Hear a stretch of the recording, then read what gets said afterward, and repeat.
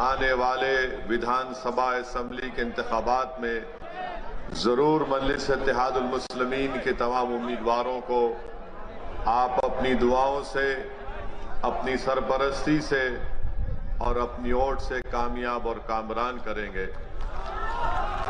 मेरे अजीज दोस्तों और बुजुर्गों, ये मेरी खुशकिस्मती है कि मैं दोबारा अल्लाह सुब्हानहू व तआला ने मुझे इस तारीखी सरजमीन पर आने का मौका दिया और अल्लाह ने मुझे ये एजाज़ बख्शा कि मैं एक ऐसी गयूर सरजमीन पर बसने वाले गयूर अवाम से कुछ अपनी दिल की बात उनके सामने रख सकूं।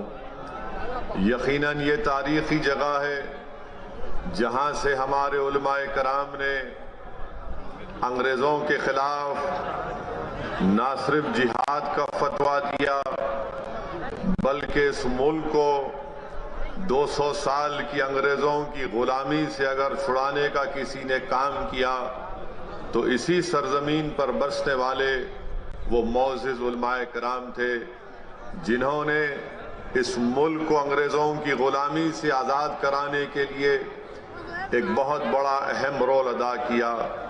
मैं अल्लाह से दुआ करता हूँ कि अल्लाह सुब्हानहू व तआला हमारे उन तमाम जय्यद उलमाए कराम को, उन मरूमीन को अल्लाह उनकी मग़फ़रत करे, अल्लाह उनकी खबर को कुशादा फरमा दे, अल्लाह उनके दर्जात को बुलंद फरमाए और अल्लाह सुब्हानहू व तआला हम तमाम को उनका नेक नेमुल बदल बनाए, क्योंकि आज हमारा वतन अजीज फिरका परस्ती की लहर में डूबा हुआ है। आज हमारा वतन अजीज नफरतों की फिजाओं में डूबा हुआ है। इसीलिए हमारे बुजुर्गों के कुर्बानियों को हमको सामने रखकर दोबारा हमको जद्दोजहद का आगाज करना है और जहां पर हमारे बुजुर्गों ने इस मुल्क को अंग्रेजों की गुलामी से आजाद करवाया, मैं आपसे अर्ज करने आया हूं कि आज मौजूदा दौर में हमको हमारे मुल्क में जो नफरतों की फिजाओं में इजाफा किया जा रहा है, जो भेदभाव किया जा रहा है, एक तरीके से हुकूमतें अक़लियतों को दबाने और कुचलने की बातें कर रही हैं। आज हमको दोबारा एक जद्दोजहद का आगाज करना पड़ेगा ताकि इस मुल्क को हम फिरका परस्ती के जहर से पाक कर सकें, ताकि हम इस मुल्क को मुसलमानों की नफरत से पाक कर सकें, ताकि हम इस मुल्क की जो यहाँ पर हमारे बुजुर्गों ने आज से 70, 75, 80 साल पहले हमारे बुजुर्गों ने नारा दिया था कंपोजिट कल्चर का, इंडियन नेशनलिज्म का, आज हमको इंडियन नेशनलिज्म को बहाल करना है। आज हमको और आपको मिलकर अगर हम खराजी अकीदत पेश करना चाहते हैं रेशमी रूमाल के तहरीक के बानियों को, तो अल्लाह अगर उनकी रूहों को जबान देगा तो रेशमी रूमाल तहरीक चलाने वाले बुजुर्गों की रूहें हमको आज पुकार पुकार कर कह रही है कि हमने अपना सब कुछ कुर्बान कर दिया। हमने माल्टा की जेलों में मुश्किलात और मसाइब और मुश्किलात का तूफान का सामना किया। आज वो हमसे पुकार रही है कि जो ताकतें आज इस मुल्क को इंडियन नेशनलिज्म के बजाय हिंदू नेशनलिज्म में डुबोना चाहती है, हमको इंडियन नेशनलिज्म को कामयाब करना है, हमको कंपोजिट कल्चर को बरकरार रखना है, क्योंकि यही हमारे बुजुर्गों ने पाकिस्तान की बनाने की मुखालिफत इंडियन नेशनलिज्म पर की थी, कंपोजिट कल्चर पर की थी। मेरे अजीज दोस्तों और बुजुर्गों, मेरी आपसे एक ही गुजारिश है कि हमको इंडियन नेशनलिज्म को कामयाब करना है। नरेंद्र मोदी हिंदू नेशनलिज्म की बात करते हैं, हम इंडियन नेशनलिज्म की बात करते हैं।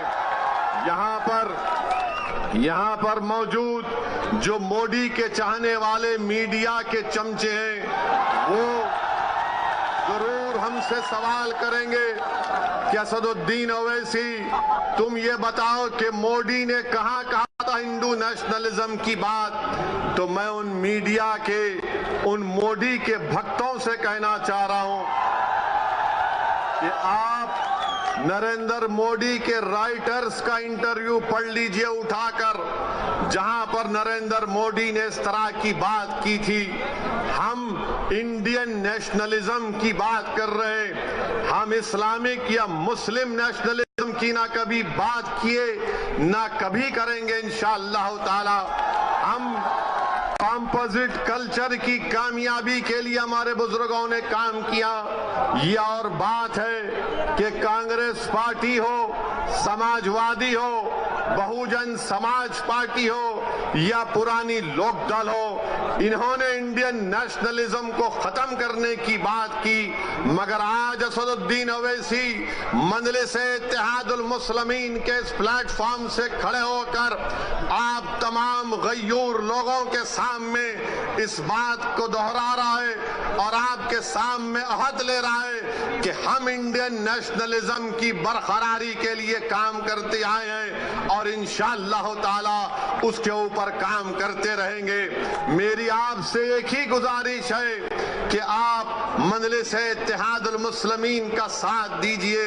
ये सहारनपुर की एक तारीखी सरजमीन है, यहाँ पर चप्पे चप्पे पर हमारे बुजुर्गों की कुर्बानियों की निशानियां हैं। यहाँ पर हमारे बुजुर्गों की मेहनत और जुस्तजू और उनकी मेहनत का रंग आज अब हम देख रहे हैं। मेरे अजीज दोस्तों और बुजुर्गों, इस मुल्क में जो नफरत की फिजाओं में इजाफा कर रहा है, इस मुल्क में जो मुसलमानों से उनकी तबाही और बर्बादी की जो बातें की जा रही हैं, हमको जमहूरी तरीके से उसका मौसर जवाब देना है। मुझे अफसोस इस बात का होता है कि जो लोग आज मुझे फिरका परस्त कहते हैं, जो मेरी पार्टी को फिरका परस्ती का इल्जाम हम पर लगाते हैं, हम इनसे एक ही सवाल करना चाहते हैं। बताओ, उत्तराखंड के हरिद्वार में जो धर्म संसद के नाम पर जो मुसलमानों के खिलाफ बातें की गई,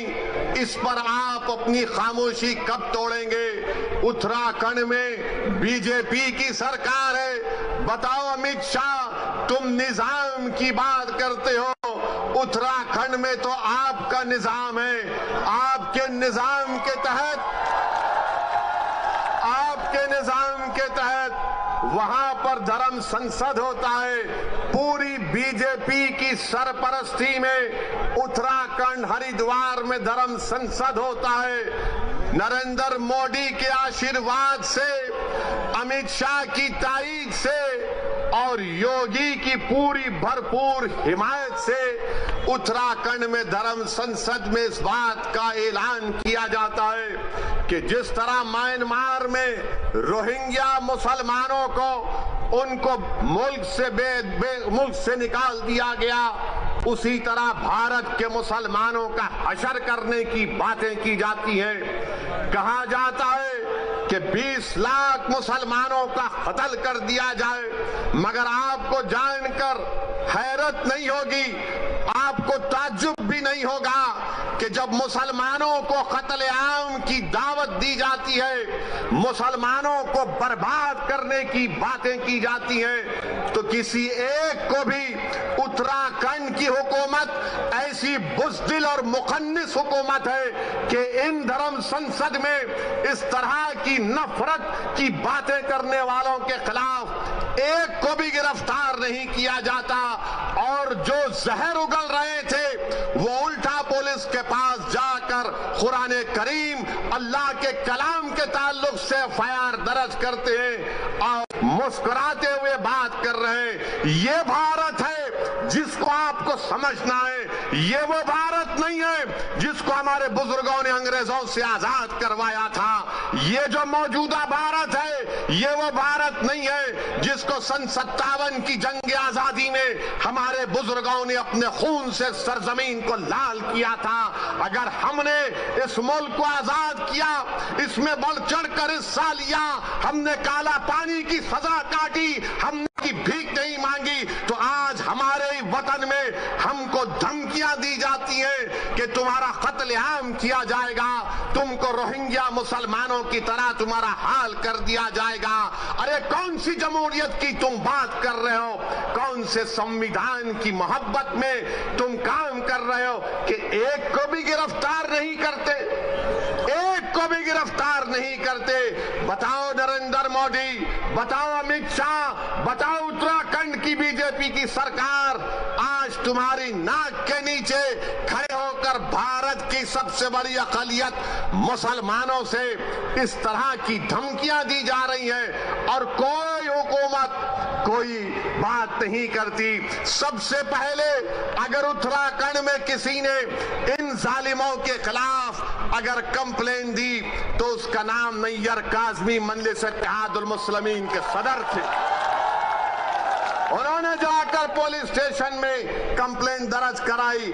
अब नैयर काज़मी मुझसे कह रहे थे कि उत्तराखंड में जगह जगह पर उसके खिलाफ एहतजाज हो रहा है, तो उत्तराखंड की बीजेपी की सरकार नैयर काज़मी के पास अपने लोगों को भिजा कर कहती है कि नैयर काज़मी, अगर तुम एहतजाज को बंद नहीं करोगे तो हम तुमको जेल में डाल देंगे।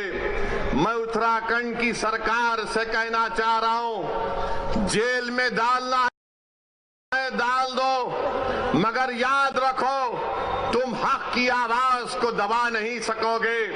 अगर आज नैयर काज़मी ने कंप्लेन दी तो भारत के संविधान को बचाने के लिए कंप्लेन दी।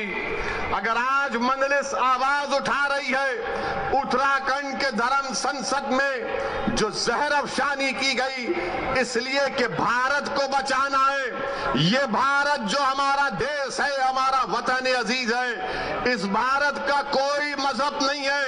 ये भारत ना हिंदुओं का है, ना मुसलमानों का है, ना ईसाइयों का है, ना सिखों का है। ये भारत किसी का भी नहीं है, ये भारत सबका है, चाहे वो खुदा को मानता हो या ना मानता हो। ये भारत की खूबसूरती है। बीजेपी इसको सिर्फ एक मजहब से जोड़कर ये बताना चाहती है कि ये मुल्क सिर्फ एक मजहब का है या एक आरएसएस की आइडियोलॉजी के मानने वालों का है। आरएसएस वालों, तुम क्या एक मिसाल पेश कर सकते हो कि मुल्क की जंग आजादी में तुम्हारे कौन से लोगों ने अंग्रेजों के खिलाफ आजादी में हिस्सा लिया? क्या तुम्हारे किसी एक लीडर का तुम नाम बता दो? अरे तुम तो अंग्रेजों से मिले हुए थे। तुम्हारे उस वक्त के सर संचालक ने कहा था, तुम्हारे उस वक्त के सर संचालक ने कहा था कि आजादी की लड़ाई में हिस्सा मत लो। नाम लो मैं उनका। मेरे अजीज दोस्तों और बुजुर्गों, आज आरएसएस भारत के मुसलमानों को देशभक्ति सिखा रही है। जब जरूरत थी अंग्रेजों के खिलाफ लड़ने की तो आप तो खामोश बैठे हुए थे। जब जरूरत थी जेल को जाने की तो आप अपने घर में बैठे हुए थे। अरे हमने हर मैदान में इस मुल्क को अंग्रेजों की गुलामी से आजाद करवाया। नरेंद्र मोदी की जबान से आप कभी नहीं सुनेंगे कि आरएसएस ने इस मुल्क की आजादी के लिए अपना खून या पसीना बहाया। नरेंद्र मोदी बात करेंगे औरंगजेब की, नरेंद्र मोदी बात करेंगे शिवाजी की। नरेंद्र मोदी कभी बात करो सन 57 की जंग आजादी में।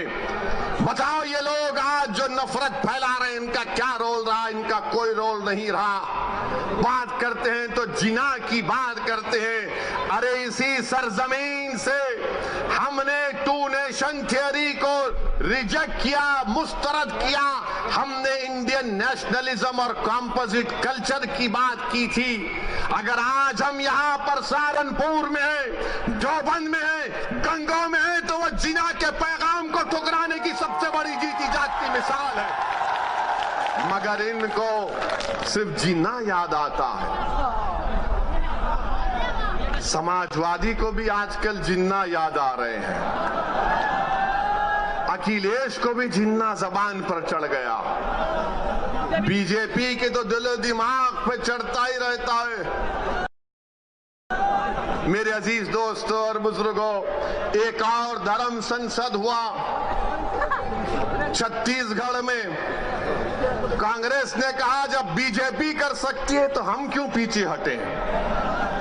कांग्रेस की सरकार छत्तीसगढ़ में, वहां पर धर्म संसद होता है और उस छत्तीसगढ़ रायपुर के धर्म संसद में कांग्रेस का कैबिनेट रैंक का मंत्री बैठा हुआ है, बीजेपी के बड़े बड़े नेता बैठे हुए हैं और उसमें से एक महाशय ने महात्मा गांधी को गाली दे दी, गोडसे की तारीफ कर दी और साथ में मुसलमानों के खिलाफ जहर बका। उसी धर्म संसद में यह भी कहा गया, अगर मैं कहूं आपके सामने तो यकीनन मुझे कहना पड़ेगा, क्योंकि रिकॉर्ड है। रिकॉर्ड में उस रायपुर के धर्म संसद में क्या क्या कहा गया, उसमें एक मोहतरमा भी थी। उनको मिसेस नहीं बोल सकते, उनको मोहतरमा कहना पड़ेगा। मैडम ने कहा, जोर नहीं दे रहे यार। मैडम ने कहा कि मैडम ने कहा कि धर्म संसद इसीलिए हम कर रहे हैं क्योंकि बच्चियां 18 साल की उम्र में दूसरी जात के लोगों के साथ भाग जाती हैं। मैडम आपको कैसे मालूम भाग जाती है? और फिर मैडम ने कहा कि धर्म संसद इसलिए कर रहे हैं, हमारे दलित भाइयों से कह रहा हूं, हमारे पिछड़े समाज के हमारे हिंदू भाइयों से कह रहा हूं, वो कह रही हैं कि इस मुल्क में रिजर्वेशन को खत्म कर देना चाहिए। ये मैडम ने कहा। एक ने कहा अगर इंसानियत को बचाना है, ये रामदास इनका नाम है, बच जाइए। रामदास ने कहा कि अगर इंसानियत को बचाना है तो मुसलमानों को खत्म कर दो। अगर वो बात असदुद्दीन ओवैसी आज उसका 5% भी कहता तो जितने मंच पर लोग बैठे 2 घंटे में पूरे थानेदार हमको लेके चले जाते, अपना दामाद बना लेते जेल में। रामदास कह रहे हैं कि इंसानियत को बचाना है तो मुसलमानों को खत्म कर दो। और एक मोहतरम कह रहे हैं कि हमको हिंदू राष्ट्र बनाना है। ये कांग्रेस की सरकार है, कांग्रेस बीजेपी दोनों बैठे हुए हैं, मगर केस किस पर बुक हुआ? वो आदमी पर बुक हुआ जिसने गांधी को गाली दी थी।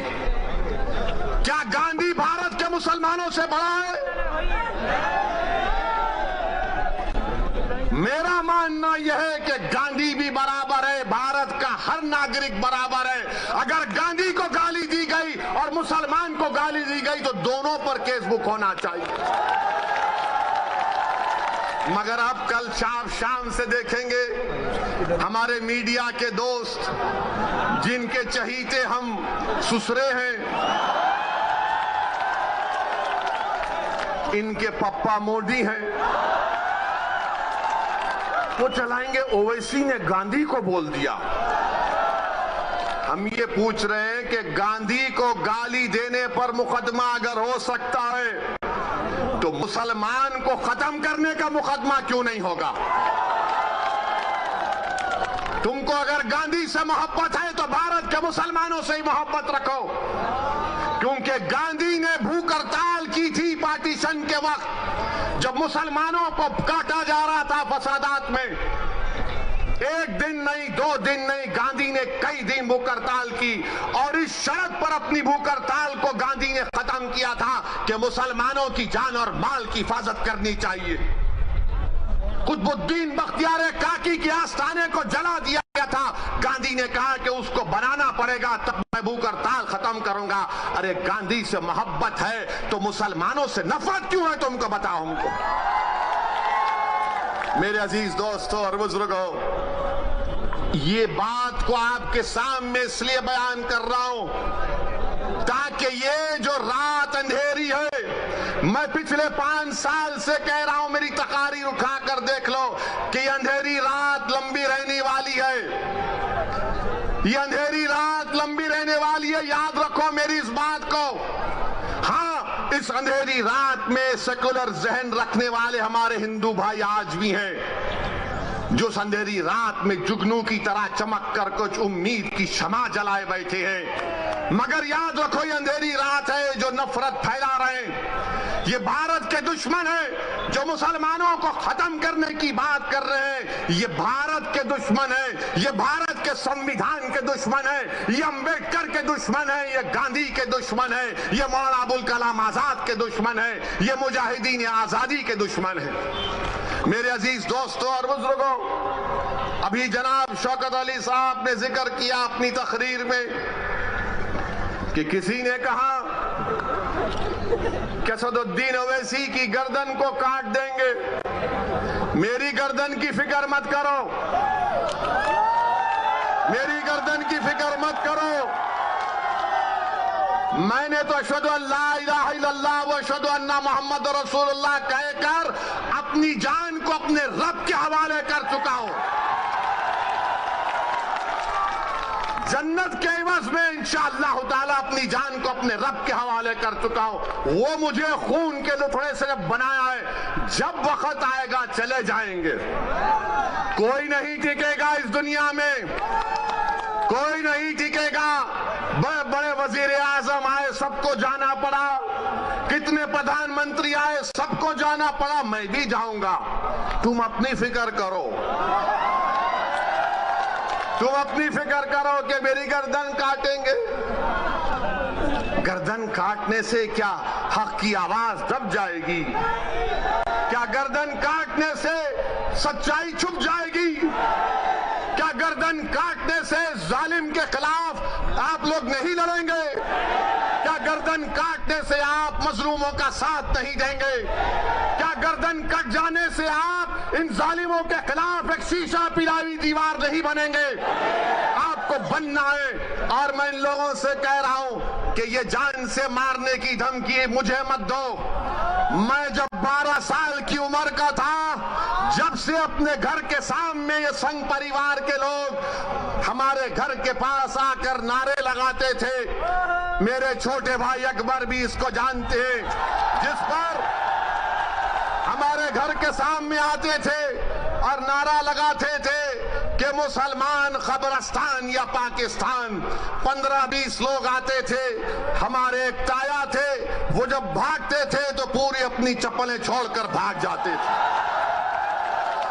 मेरी गर्दन की अहमियत मत करो, भारत की फिक्र करो।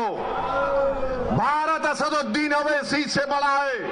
भारत का कंपोजिट कल्चर हमारा कीमती खजाना है, इसकी हिफाजत करो।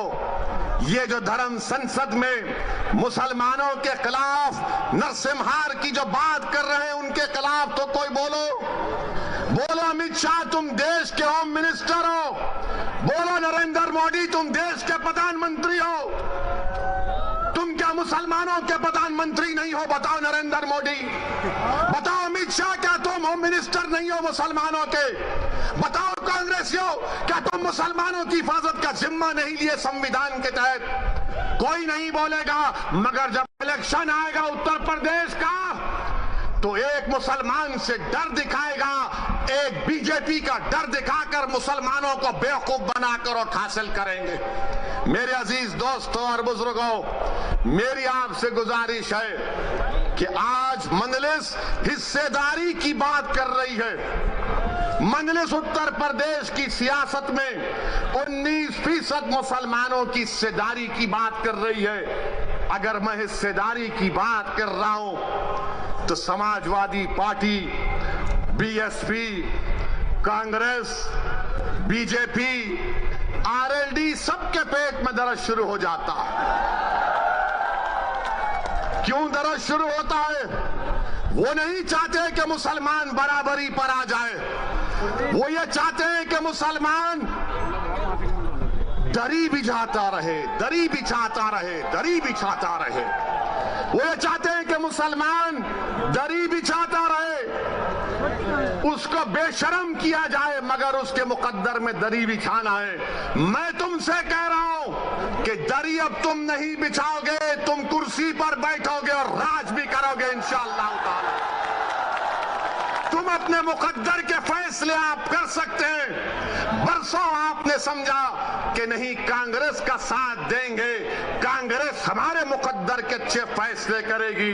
कांग्रेस ने क्या दिया हमको? शहादत बाबरी मस्जिद, हाशिमपुरा, मलियाना दिया। तो कभी हमने समाजवादी का साथ दिया, कहा कि मौलाना मुलायम है, मगर मौलाना तो नहीं निकले, अपने यादव परिवार को आगे बढ़ा दिया। तो कभी आपने कहा कि चलो इनके बेटे का साथ देते हैं, तो हमको क्या मिला? मुजफ्फरनगर मिला। फिर आपने बीएसपी का साथ दिया, कौन सा हिस्सा मिला आपको? कौन सा हिस्सा मिला आपको? सबसे ज्यादा जेल में आज उत्तर प्रदेश में अगर अंडर ट्रायल कोई है तो मुसलमान है 28%।